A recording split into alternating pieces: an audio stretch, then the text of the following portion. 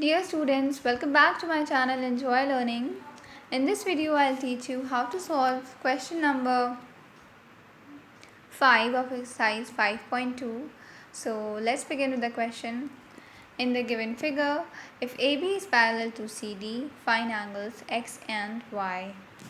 तो बेटा इस क्वेश्चन में हमें क्या फाइंड करना है? ये टू जो अननोन एंगल्स हैं एक्स एंड वाई, इनको फाइंड करना है। क्वेश्चन में गिवन क्या है हम लोगों को?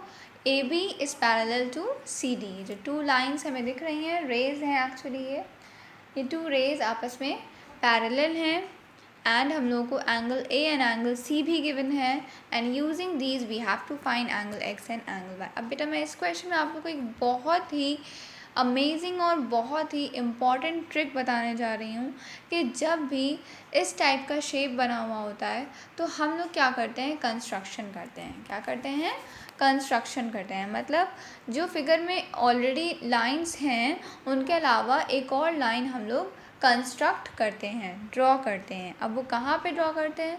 देखिए, जिस भी साइड पर हमारी टू पैरेलल लाइंस हैं, हमारी पैरेलल लाइंस यूँ जा रही है ना, एक ये पैरेलल लाइन है, दूसरी ये पैरेलल लाइन है, और ये टाइप का शेप बना हुआ है ना, इस टाइप का शेप, और यहाँ पे इस पॉइंट पर हमारा जो एंगल है वो हम लोगों को फाइंड करना हो तो हम लोग हमेशा क्या करते हैं बेटा? एक लाइन और यहाँ पे हम कंस्ट्रक्ट कर लेते हैं। क्या कर लेते हैं? कंस्ट्रक्ट कर लेते हैं, मतलब कि ड्रॉ कर लेते हैं।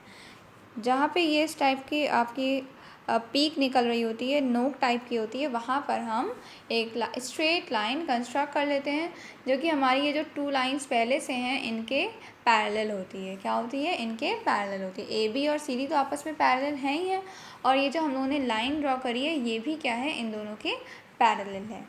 तो हमारे पास टोटल 3 पैरेलल लाइंस हो जाती हैं। जब भी इस टाइप का क्वेश्चन होता है कि उसमें एक इस पॉइंट पर पीक बन रही है हमारी, तो जिस भी पॉइंट पे पीक बनती है हमारी, नोक टाइप की बनती है, उस पॉइंट पर हम एक स्ट्रेट लाइन कंस्ट्रक्ट कर लेते हैं, ड्रॉ कर लेते हैं, जो कि हमारी जो बाकी की लाइंस हैं उनके पैरेलल होती है। ओके बेटा, सो हम इस पॉइंट पर अपनी एक स्ट्रेट लाइन कंस्ट्रक्ट कर लेंगे। उससे क्या होगा? उससे हमारा जो एंगल एक्स है वो 2 पार्ट्स में डिवाइड हो जाएगा। ये जो ऊपर वाला पार्ट है, ये वाला पार्ट है एंगल एक्स का, इसको हम लोग एंगल 1 नेम दे देंगे, और ये जो नीचे वाला पार्ट बचा एंगल एक्स का, इसको हम लोग क्या नेम दे देंगे? एंगल 2। Angle 1 and angle 2। अब हम लोग बेटा पैरेलल लाइंस की प्रॉपर्टी को सिंपली यूज़ करके अपने एंगल्स फाइंड कर लेंगे। तो देखिए, अब हमारी ये तीनों ही लाइंस आपस में पैरेलल हैं, तो अगर हम लोग अभी सिर्फ इन 2 पैरेलल लाइंस को देखें, सबसे पहले नेम दे देते हैं। जो हम लोगों ने न्यू लाइन कंस्ट्रक्ट करी है इसका कोई नेम नहीं है ना, तो हम इसको नेम दे देते हैं। यहाँ पे है हमारा एफ पॉइंट, और ये जो यहाँ पे पॉइंट है जहाँ पे हमारा angle X and Y form हो रहा है, जहाँ से हमारी ये वाली लाइन स्टार्ट हुई है, इसको नेम दे देते हैं ई। इस पॉइंट का क्या नेम है? ई नेम है। तो हमारी लाइन क्या हो गई? E F. तो सबसे पहले तो हम लोग ये लिखेंगे, construct E F, construct E F. कौन से पॉइंट से स्टार्ट हुई है ई एफ? ई से, है ना। तो construct E F at E parallel to, जो कि किसके पैरेलल है? ए बी और सी डी के पैरेलल है। Parallel to A B and C D. Okay, तो हमारी ये 3 पैरेलल लाइंस हैं। अब अगर हम लोग इन 2 पैरेलल लाइंस को देखें, मतलब ए बी को देखें और ई एफ को देखें, तो देखिए इनके लिए ये जो ए ई है ये ट्रांसवर्सल की तरह काम कर रहा है ना, क्योंकि ए ई दोनों को ही टच कर रहा है। तो अब ट्रांसवर्सल के सेम साइड पर और हमारे पैरेलल लाइंस के बीच में ये कौन से एंगल्स फॉर्म हो रहे हैं? This angle and this angle 1। So they are co interior, isn't it? Parallel lines के इंटीरियर में और ट्रांसवर्सल के सेम साइड पे co interior angles. Co interior angles का ऐसा ही शेप होता है ना। तो 109 डिग्री प्लस एंगल 1 को हम लोग क्या लिख सकते हैं? 180 degree. So write down. Okay, and in bracket write the name of the property co-interior angles. Okay, write the whole property, I am not writing it. Then angle 1 is equal to 180 degree minus 109, क्योंकि हमें angle x find करना है।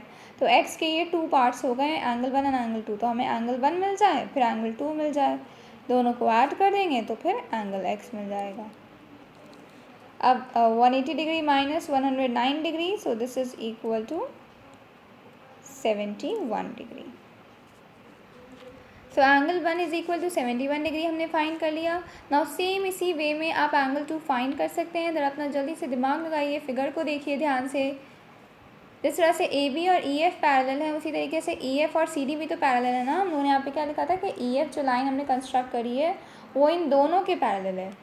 तो E F और C D भी parallel है आपस में, और इनके लिए ये ट्रांसवर्सल की तरह काम कर रहा है ना, दोनों को टच करता हुआ जा रहा है. तो एंगल 2 और 115 डिग्री ये दोनों को इंटीरियर एंगल्स हैं.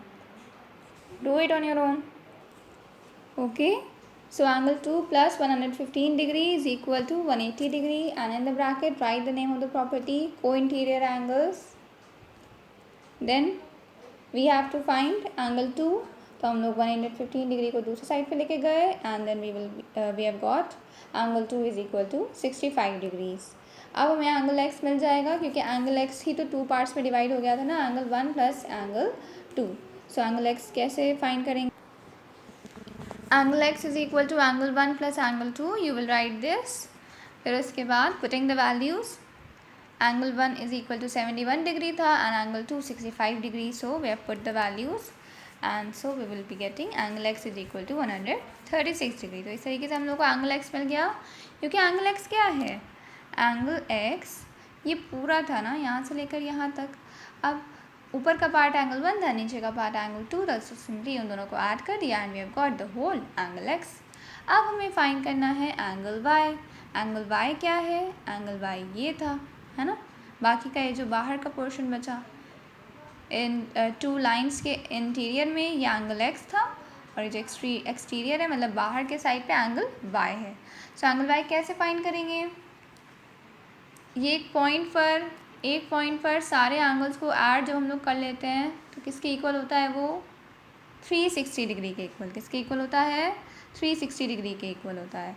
सो क्या हम लिख सकते हैं angle x plus angle y is equal to 360 degree, है ना. क्योंकि हम लोगों ने ये प्रॉपर्टी पढ़ी है कि एक पॉइंट पर अगर बहुत सारे एंगल फॉर्म हो रहे हैं तो जब हम उन सबको ऐड कर देते हैं तो वो टोटल किसके इक्वल आता है? 360 डिग्री के इक्वल आता है.